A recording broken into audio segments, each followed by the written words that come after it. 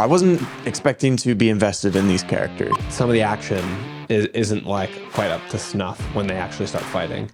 For me, I don't have as big of an issue with it as you do. I know you really don't like that about The Boys. Looking back at the end of the season, so good.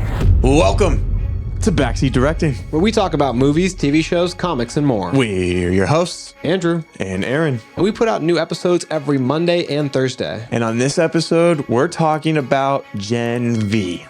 3, 2, 1, action.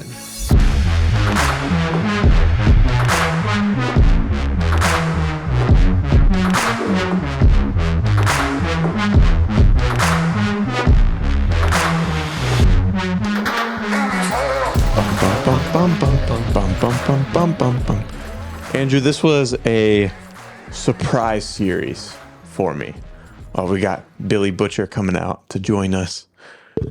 Who else are you grabbing over there? Got to grab Homelander. There we go. Boom. There he is. Little Homelander sitting on the desk. You see the rest of them in the background. But yeah, this was a surprise series for me this year. I mentioned it in our first 3 episode reaction that we did when they dropped the 3 episodes all at once to start out the season, that I wasn't necessarily expecting this. I wasn't expecting to be invested in these characters. You know, it's a spin-off series. I felt like I would have rather them just put that effort and money into making season 4 of The Boys even better. You could not have been more wrong. But man, Gen V was awesome.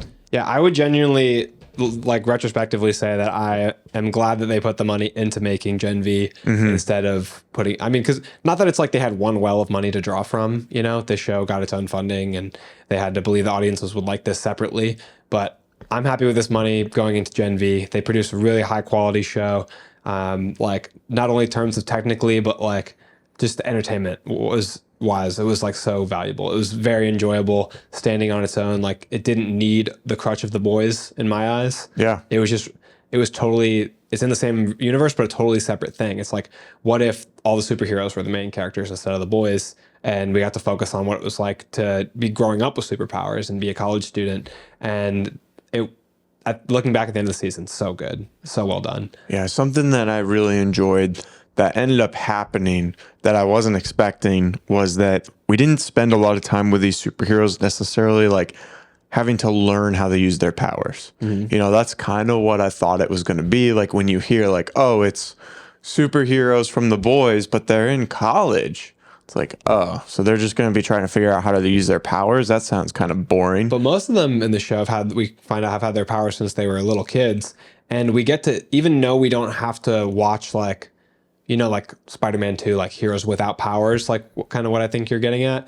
We get to see, like, learning, but we still get to see them be confident with their powers, and also we get to see them upgrade their powers. Like, Marie has upgrades, Kate has upgrades. But like the school wasn't the story. The school was just the location of the story that was going in between. You know, like we didn't have to see them sit through class and like all this stuff. Like this kind of mystery presented itself, and then that's what they were focused on, and I really enjoyed that aspect. They used the class as a vehicle. The class as a vehicle to drive the main story, which was like, go to class, and Indira Shetty's like, oh, where's Emma? You know, because Emma's missing at that moment in the time with Sam. Right. Or like to go to class and it's like, today we have a guest lecturer, Polarity, or we have a guest lecturer, Tech Night. So like the class was really used, when they used the class, it was used as a vehicle for the main story, which is awesome.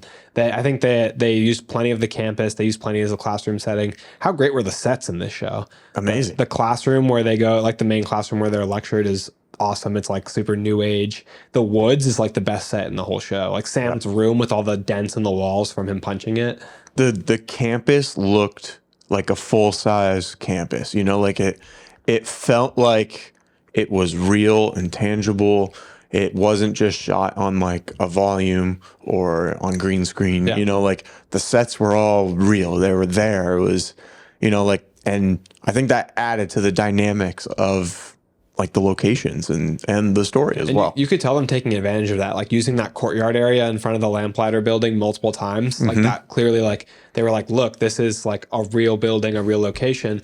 And I started watching The Sopranos this week, and I've just been blown away by, I mean, especially at the time period, a show that was made on such a movie-like scale with like crane shots and like big sets, like shooting at like a waterfall in the first episode. And like The Sopranos is HBO and it feels huge. And I feel like that's what some of these Amazon Prime shows are like. Like they feel like HBO has Sopranos, Game of Thrones, Last of Us, like those feel like movie quality productions each episode. And I feel like that's what The Boys brings to the table, other than one of my critiques of the show, which is like some of the action isn't like quite up to snuff when they actually start fighting. Yeah, so let's talk about that. When we were talking in our other episode for the first three, we were talking about how we got to see a lot of their powers. They weren't necessarily hiding that like they kind of do in The Boys, especially the earlier seasons. We got to see them use their different powers in different ways, and it was really cool. But then kind of as the series progressed, I know you were a little underwhelmed with like the choreography of like the fighting itself. So why don't you dive into that a little bit? One of my first complaints I can think of is that all that Marie does with her blood powers is kind of like a slash, like it's like a blood whip. Yeah. And she grabs Sam by the neck at one point, but the blood just dissipates and turns into mush pretty quickly. Like we don't get to see her like formulate it into anything real, and especially in terms of choreography, like using it to take out multiple opponents. When Andre uses his telekinesis to bring an object from point A to point B, it never really has like a diverse or interesting flight path with what he's moving.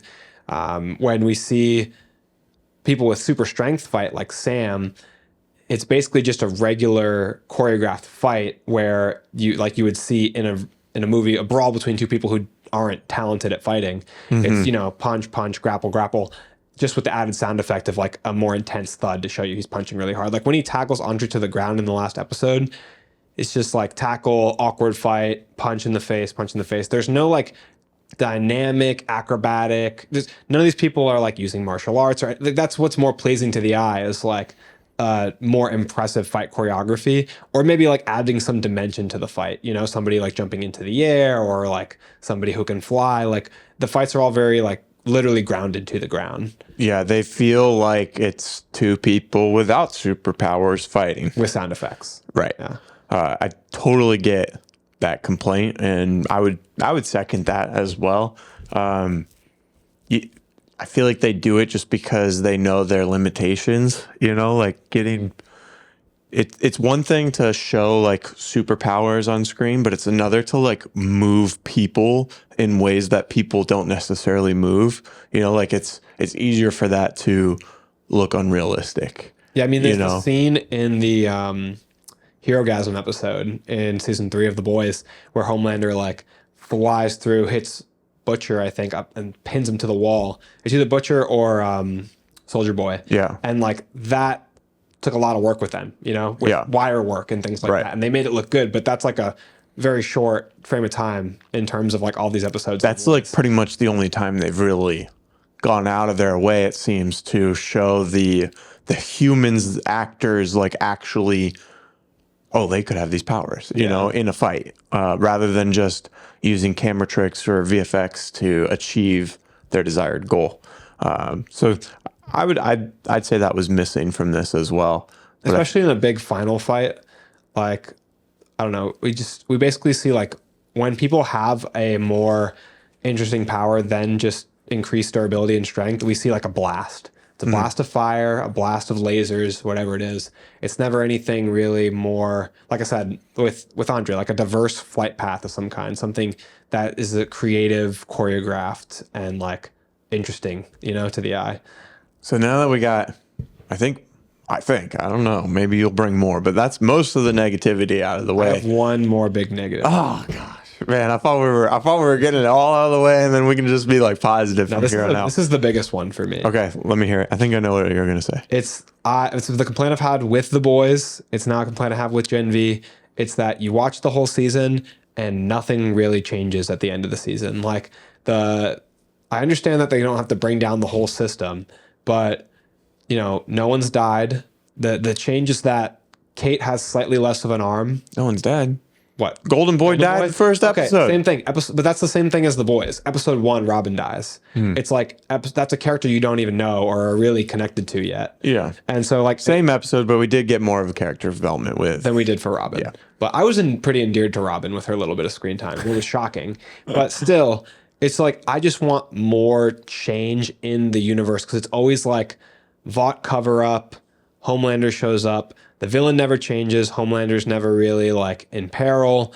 So that's my big complaint. And then like the villain confusion I feel like this season had because the villain was Indira Shetty, and then it was Kate, and then it was Homelander at the very last second. So like it's like villain bailout after villain bailout. Like, can we pick a villain so that I can like get attached to who the villain is and like the dynamic between the heroes and the villain? Yeah, it was also kind of Sam at certain parts. Which I wanted Sam to stay on the side of the good guys.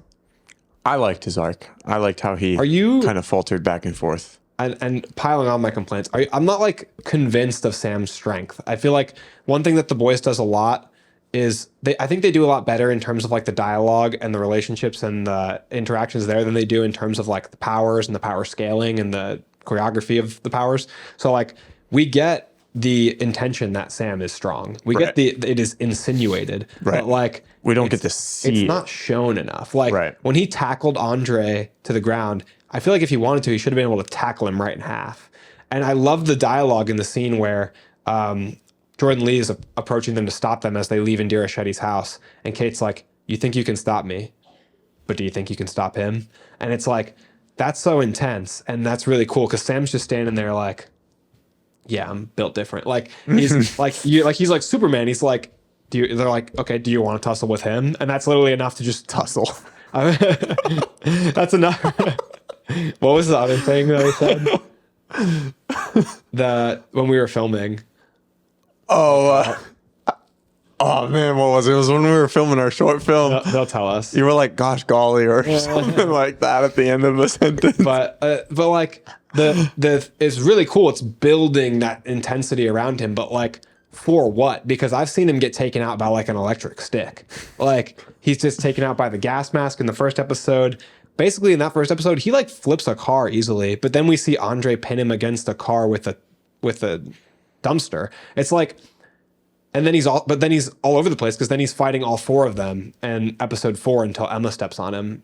So like, I just don't get the power scaling. It's like, oh, he's stronger than all of you put together, but he's getting taken out by a taser. Like, I'm sure it's a really strong, powerful taser, whatever. But it's like he's so feared by them, and he's looked at as like, oh, like he's tougher than Golden Boy. Like there's a line in it where it's like, Sam is stronger than Golden Boy ever was, and it's like. But how? What have we seen him do? You know what I mean, like we've seen him go. He fist fought Andre. Yeah, in terms of like their power strength, they definitely tell, not show. Which normally we'd prefer it when a show or movie shows, not tells. Yeah. Or at least both backs it up. Yeah. Exactly. And I feel like that could be a complaint about The Boys as well. Like Homelander, like. He's obviously the most powerful that the world's ever seen, the most feared. I just want to see him pick up a plane or like stop a building from falling.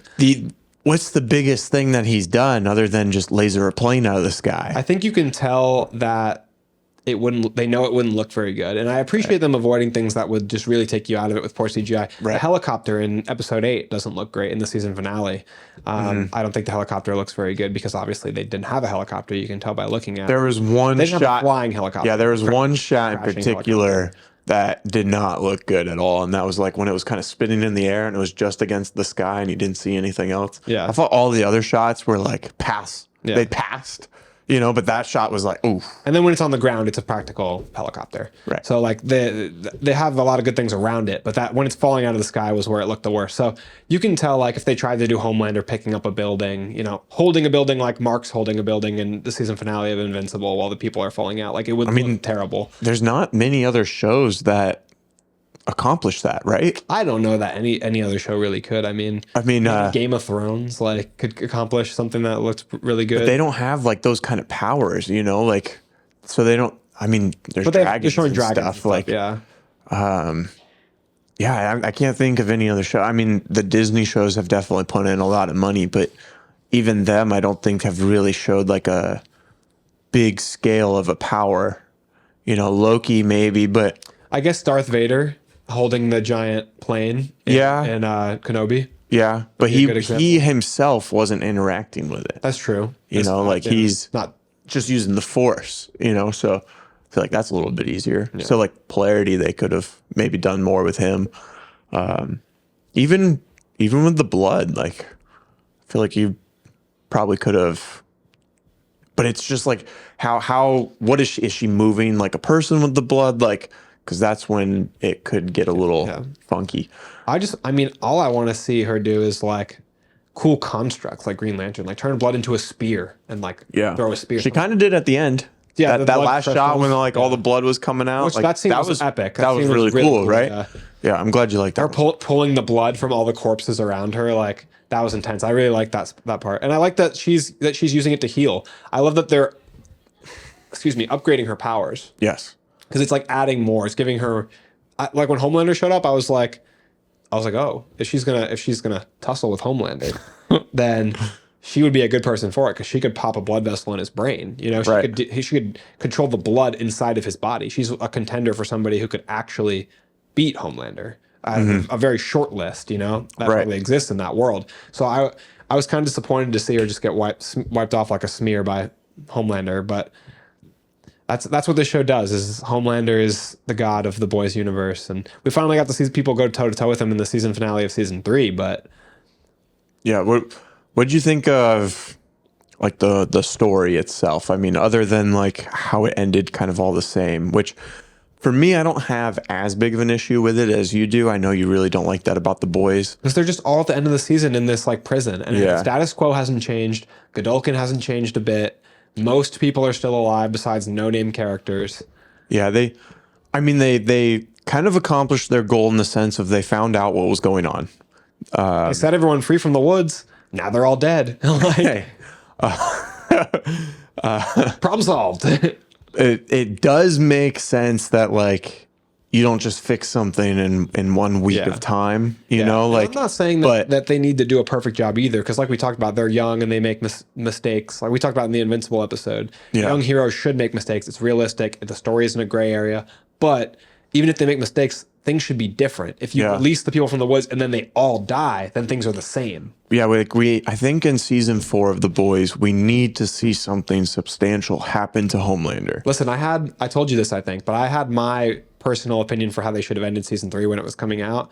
I told Sierra this and she actually really liked it. So I think they should have ended season 3 of The Boys with Soldier Boy's like Ray, his power eliminating Ray, blasting Homelander, and Homelander loses his powers. And so we see the fall from a god to a man. And then we come into season 4 and like they've basically like at the end of that season, nice save, Spidey. But at the end of season 3, after he gets his powers taken away, they like wrestle Butcher away and get him not to kill him.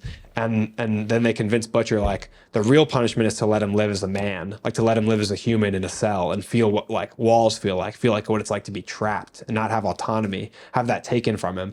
And Butcher like gets convinced. And so season 4, we still have Anthony Starr in the show because he's a big part of the show. And I get that the writers don't want to write him off, fans don't want to see him leave.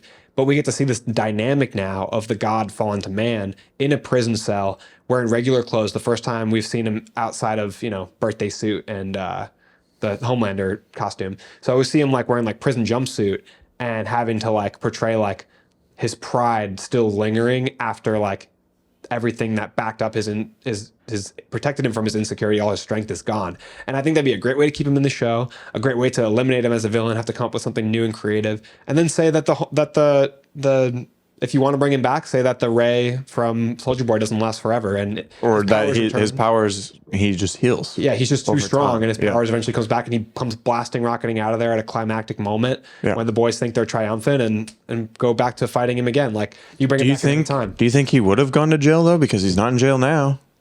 Do you think he would have like No, I think still been protected by the Seven? The boys in the CIA, I think, would have incarcerated him. Like the boys would have Okay, gone so to he's Mallory. not in jail. Not in in the like, legal public jail, system, yeah. they would have gone to Mallory and gone to like some CIA black site, and So then maybe like the 24-hour 7 guard. Yeah, the 7 they're like looking for him. That would be or cool. Season something. 4, like the 7 looking for Homelander. Yeah. But maybe they're not even looking that hard because they kind of hate him. You know, Yeah. like how hard's the Deep gonna look if he thinks maybe Homelander's Right. He's gonna look enough that It's he like- wants Homelander to think that he looked hard for. It's him. like all If he over comes their social media campaigns that they're looking for him, or that a fallen hero yeah. or something like that. But then Ashley's like, this Thank bitch, God. thank God. Thank God he's gone. I have to rip out my hair anymore. That's right. Yeah, And she's like sitting on the throne now, trying to like dictate everyone else in the 7. That'd be cool. I think that'd be really cool. And then it's like you could have like Vought like kind of making a comeback. Like maybe people want to be more heroic now that they're not under Homelander's thumb. Amazon, email us at backseatdirecting22@gmail.com. I'll shoot you a script. Yeah, we'll send we you got over. this. We'll send you over a rough draft. Yeah, a rewrite. But I think that'd be so cool. And then you'd have Vought get maybe improving a little bit, and then that's like later on when they're starting to improve. That's when Homelander comes back. Like now That sounds it's a pretty cool. problem. Yeah, That sounds right? pretty cool. Right? Yeah. I think I would have that. I always try to like think of what I would like to watch. Yeah. And I feel like that's like the best approach. Yeah. No, I like that. That sounded pretty cool. How do you think season 4 is actually going to go, though? Did you finish the comics of The Boys? No. I read the first 3 volumes out of 6, I think. Okay. I think that it's obviously very different from the comics. You can already tell. And I know how the comics end. I've had it spoiled for me. But I think that season 4 of The Boys is probably going to go down like every other season. We're going to see them trying to like probably police some of the other like smaller groups. Like maybe we'll get to see the G-Men or something like that. I feel like we have to see something happen to Homelander, like equivalent to what you were just talking about. Like, Hopefully Ryan kills Homelander and takes over. Ryan becomes the main villain like a 13-year-old kid. I don't care. Something different. yeah. I mean, I'm okay if they find a way for him to live, but like somehow, some way, he does need to get knocked off the pedestal, And it needs to be serious. It needs to like have consequences to it. Well, supposedly season 1 of Gen V is running concurrent to season 4 of The Boys. We saw Butcher show up at the very end. Yeah. And then I'm pretty sure this season 4 goes right into season 2 of Gen V. That would be awesome. Because season 2 of Gen V is already confirmed if you didn't know that. Yeah. So we'll be getting season 2. But I'm pretty sure that's been confirmed too, that they're like just kind of running right. Running right into it. Yeah, like a ladder. I would love that. Yeah. Going back. Get you hyped, right? Yeah. I think that like this show has been the perfect thing to get me excited for season 4 of The Boys. Before I forget, I want to mention the cast of the show. Yeah, let's do it. So the cast of Gen V includes Jazz Sinclair starring as Marie Moreau, otherwise known as Bloody Marie, otherwise known as what else did Andre call her? Like Caligula or something, Coagula. Then Chance Perdomo, speaking of Andre, plays Andre Anderson. Lizzie Broadway, my favorite actress in this series, plays Emma Meyer or Little Cricket. Maddie Phillips plays Kate Dunlap. London Thor plays Jordan Lee, and Derek Luh also plays Jordan Lee. Asa German plays Sam Riordan, Shelley Khan as Indira Shetty, Alexander Calvert as Rufus, who became an unsuspectingly big part of the series. And then we have Patrick Schwarzenegger as Golden Boy. And I think I was so glad to see Patrick Schwarzenegger return in every episode of the show in some capacity. Because when he left... In 5 episodes. It felt like he was in more than that. He's only in 5 of the 8. Yeah, he wasn't in a few in the middle. But I feel like I was disappointed to see him go because his character and personality was so interesting. Yeah, I liked him too. And so I'm glad to see that they brought him back so much. It was enjoyable every time he came back. I liked his influence over Sam, his lack of influence over Sam in the final episode. Yes, that was cool. So IMDb has it at a 8.1 average overall as Really the whole high, show. really high. The highest episode was the last episode 8 at an 8.7. And the show kicked off with an 8.2. So started and finished very strong. I would totally agree with that rating. I think it's totally fair. Some other aspects to touch on real quick that I loved. The cinematography was phenomenal. I loved the look and the feel of the show. I loved how they're like really creative with how they show certain things, like with the puppets and stuff. Like that's something that's obviously completely fictional. It's not real at all, but somehow they intertwine it seamlessly with a live action show. Like that's not easy to do, you know, and they a way to do make it so well. They made it cheaper in an artistic way that like pushed the story. Yeah, that pushed the story forward and was really fun. Like I enjoyed the puppet sequence when Sam's in like the sewer and he's like ripping the guys apart. Yeah. I thoroughly enjoyed it, and I thought like, when it cut back to him like covered in blood, I was like, wow, this is super cool. Like even though towards the end we were talking about how like maybe you'd like to see more creativity with the powers, but I think the creativity with the cinematography and the lighting and the camera movement and then the puppets and like all this other stuff to tell the story was through the roof. It was phenomenal. You can always feel like a little bit of the budget. Like there's a crane shot they have coming down, like arcing down into the lamplighter building of crime fighting early in the season, and I was like, hold up. Like they're like doing some big shots because it's like a huge field of vision. You've got not only do you have the crane, the camera work, the building, you've got all the extras they have walking around campus to make it look like a lively campus. So it's like you feel the scale because they've really put that level of effort into it, and it makes the world feel real. But I wanted to ask you, since you've got the episodes pulled up there, if you can find what your favorite episode is, and then I want to talk about your favorite character. I have mine if you want to look. So my favorite episode, they all kind of blur together. The first one's obviously up there because it kind of set the tone. But then kind of outside of that, because I feel like that's cliche. I feel like the first and last episode to say was your favorite is like cliche, you know, like that's the easy answer. I like episode 6 or 7. I would say 6 is called Jumanji. Yeah, that's where they're like kind of trapped in the dream. That's where it's creative, you know, like they're walking through a building and the building disappears and now they're in the woods. And also we got to see Soldier Boy, which was cool. And then in episode 7, we got to see what's her name from The Boys show up. Mallory. Yeah. And then Mallory's in it, and I think so is Newman, Victoria Newman. That's who I'm talking about, Newman. Yeah, they're both in it. Yep. And I liked how we got to see like how she has the same powers. Yeah. Very rare power. Right. And it was cool in episode 8 too when she figured out that when Marie figured out that she could sense the blood inside someone else. Yeah. And she was able to do so with translucent. I was shouting at the screen when she's fighting translucent sun. I was like, you can feel blood. It took a long time, right? Yeah. Like I was like, why are you not able to tell where he is right now? I was thinking the exact same thing. I was like, when they finally did it, I'm like, about time. Yeah. But I'm glad they didn't just push over it. If you can read Emma's blood so well to tell her when her period is, then you can tell where this guy is in space. Without having to think about, I can do this, right?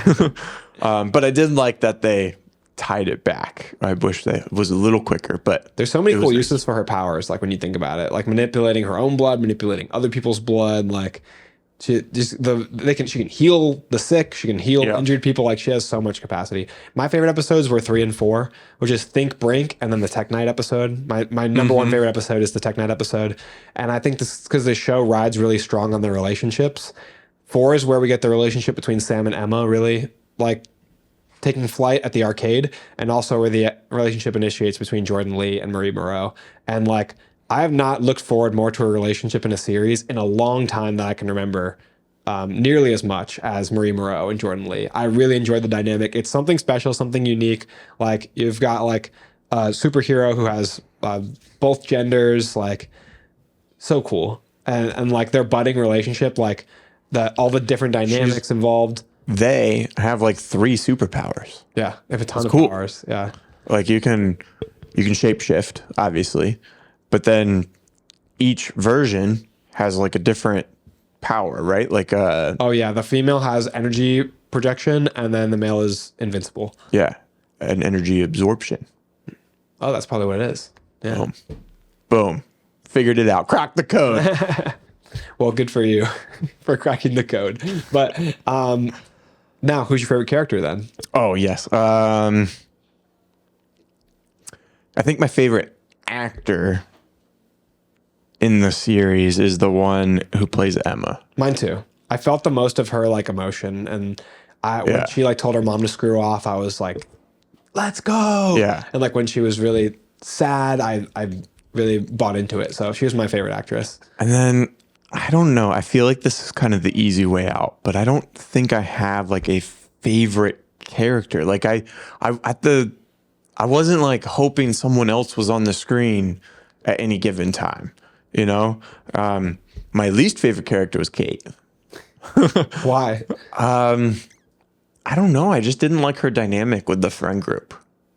I felt like she was a little stiff, you know, like it just, something was off about her. And then she turned out to be bad. There's one thing that's kind of like a plot hole to me where like they unveil in the dream sequence that Andre and Kate were sleeping with each other apparently before Golden Boy died.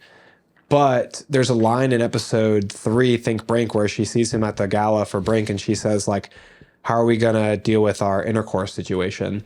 And it's like, as if it's the first time. Yeah. So it's like, if you guys why would you have that question if you guys had already been sleeping with each other before? Like, it's less complicated now that Golden Boy's dead, you know? It was more complicated before when he was alive. So I feel like that was a little bit of... Maybe they, like, did something, agreed, like, we can never do this again. They were too guilty of it, blah, blah, blah.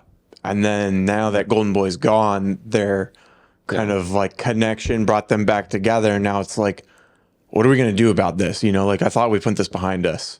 And now Golden Boy's dead. I just feel like the way she said the line and being like, oh, why did I say that intercourse? Like, the way she said it, like, awkward, insinuated that it was like they had never, this was breaking new ground. Yeah. You know what I mean? I mean, it can still be awkward, you know, if it's months or years later. I feel like you're having to cover for it, though. Yeah. Which is... I am. But you can justify it, but you have to climb for it. I think that my favorite actress, like I said, was Emma, like Lizzie. I got it right here. Mayer? Nope, that's Emma's last name. Broadway? Lizzie Broadway, yeah. Lizzie Broadway was so good. Yeah. Learn the name. I will learn the name. And my favorite character was Jordan Lee. And I think Jordan Lee was, my fiance said this too, Jordan Lee was kind of underserviced in the last episodes. They were strong enough to go toe-to-toe with Sam to some degree in episode 4 at the house. And then obviously Golden Boy. Yeah. As well. And then not suddenly like... They were ranked number 2. Yeah, and then treated like a backseat character in the last episode of the show. Like, didn't get time to shine, had to be saved, you know, by Marie. Wasn't able to like do anything significant, like fight Sam or anything. So I think that Jordan Lee kind of got relegated both like in terms of physical power and like just storyline wise in terms of lines and role to play in the last episode. It was like a smaller role to play. I like how protective Jordan Lee is over Marie and vice versa. Like Marie instantaneously panicking and blowing up Kate's arm to save Jordan. Like, I really feel for their relationship, and it's my favorite relationship in the show. Because I feel like they kind of messed up Emma and Sam, which was like a close second. But Emma and Sam, I like how much power Emma has over him, but it just doesn't seem to like be enough so far, which is still interesting. Yeah. Emma's always there to like stop him at the right moment. And you do like that or don't like that? I like that. Yeah. That's what I want them to lean into, is like Emma helping him like find himself. Because I feel like Sam wants to be a normal kid. Like him, if anything, the episode where he's like running around partying with the college people insinuates that he like wants a normal life. He wants to be with other superheroes. But like then they shift from him wanting a normal life to wanting to kill all humans, destroy all humans. Yeah. Him and Kate both, which I guess they've laid a backdrop of mental instability for both of them to explain why they have such this drastic shift towards intense violence towards all humans, which it's unfair generalization, obviously, for them to go after every human for like the wrongs of the niche group that wronged them. So it just takes a little bit of a mental leap to get there for like a mentally sane person. So right. I guess they're just explaining it away that they have their mental health issues. And I didn't want Sam like removing his emotions either. I feel like if they were going to remove his emotions, they should have really leaned into that and just had him do some hardcore shit after that. But he didn't do anything but like lose in a fight to Andre. Kinda. Yeah, they both fell to the ground. Yeah. So that was kind of a waste, have him remove his emotions. If he's a cold, emotionless Superman, like get him out there on the field, he should be destroying. Yeah, I hear you. I think he could have had like a a shift where he wanted retaliation on the people who did this to him, and he kind of got away from that when he was with Emma. But then now that he's further away from her and she's not there to like kind of impact his decision making, he's kind of leaning back into that and listening to Kate more without necessarily being touched by her. Yeah.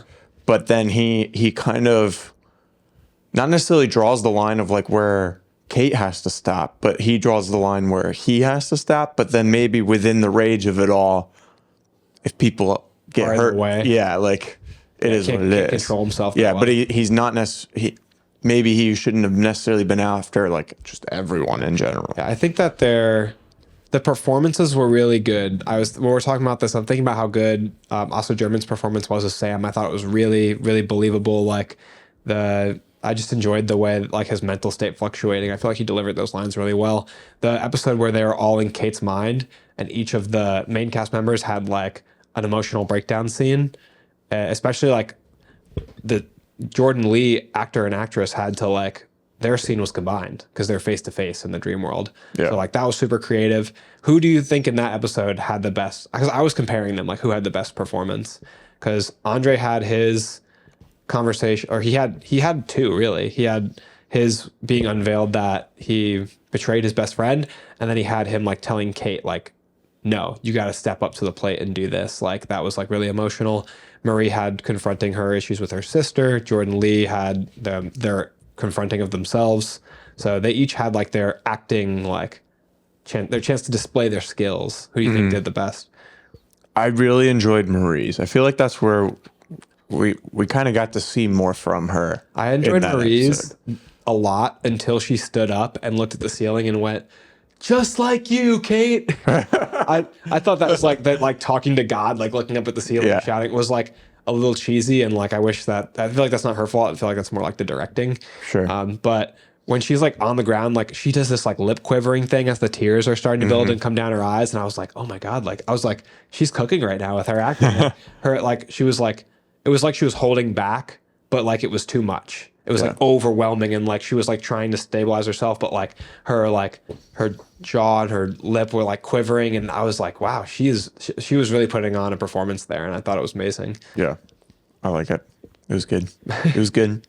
Your delivery of that was so lukewarm. I may or may not have just zoned out. Whatever he said. No, but they're all really good. The Jordan Lee talking to themselves, like the actors who play Jordan Lee, the actress specifically said that she felt like her and Derek she felt like they got along really well instantly, like kind of finished each other's sentences, shared a brain kind of thing. So she felt like playing the same character like worked really well for them. And I feel like they both did a really good job. I will say I feel a little bit more of the chemistry between Jazz Sinclair's Marie and the female Jordan. Yeah, between for sure. London Thor. I feel like the chemistry a little bit stronger there. I mean, that's where they feel most comfortable, right?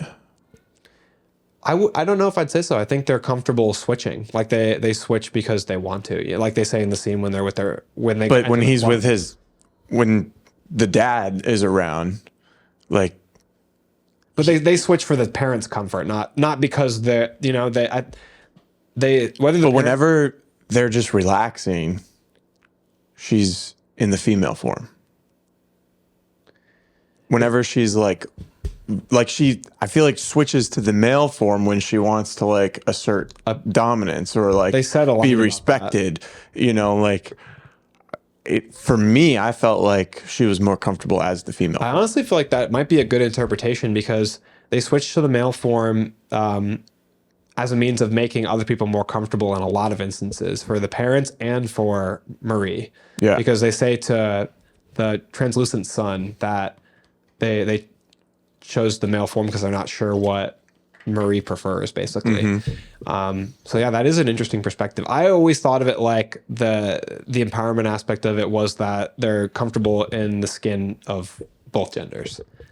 The way I picked it up was that I think it's interesting. she was born a guy and then got these powers, and now she can be what she felt like she was, the female, and now she can switch back and forth. I think both are potentially valid and good interpretations. Yeah. I'm I really, you turned me on to something here because I hadn't thought about it that way.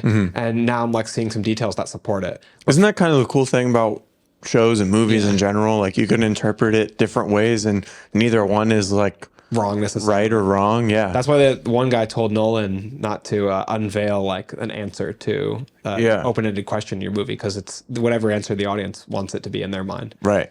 Yeah. When we kind of experienced that a little bit with our short film too. I mean, like what happens after our short film, And what happened before too, there's, especially it being a short, like you can only tell so much in this small amount of time, so I'm interested to see how like the audience kind of fills in all the gaps, and like how it's different from what your original intention was, but then also my interpretation of it, so that'll be really cool to see the dynamic of that. I'm excited. So if you've watched this far, maybe you kind of enjoy the show. And maybe you should hit the follow. Yeah. Share with your friends and family. But we have a lot of other stuff that we've done. One big project that just came out a few weeks ago was our D&D episode. That was episode 1 of our very first campaign. We made a really cool like production out of it. So if you like D&D, it's a superhero version of Dungeons and Dragons. So if you like superheroes or D&D or both, make sure you check that out. The campaign itself is called Collision. And then as we were just talking about, we filmed a short film like 2 weekends ago now, maybe 3 by the time this episode comes out. And I think it was, by the time the episode comes out. Yeah. And then, so that, I don't know, that'll come out eventually, but we're in the process of post-production now, and we're figuring out the editing and all that stuff that goes into it. And I'm very excited. We got to see the first like small cut of like the first scene, and I'm pumped up for it. Yeah, it's really good. It's really good. It turned out great. We had Justin, who's been on the show, and John, who they both have a podcast called Cinema 3D with their friend Sam, and they were helping us with the film. They helped shoot the film and whatnot, and we couldn't have done it without them. Yeah, absolutely. Like what we had one in vision with your vision with the script and the locations that you picked, and then my interpretation of like what shots to include.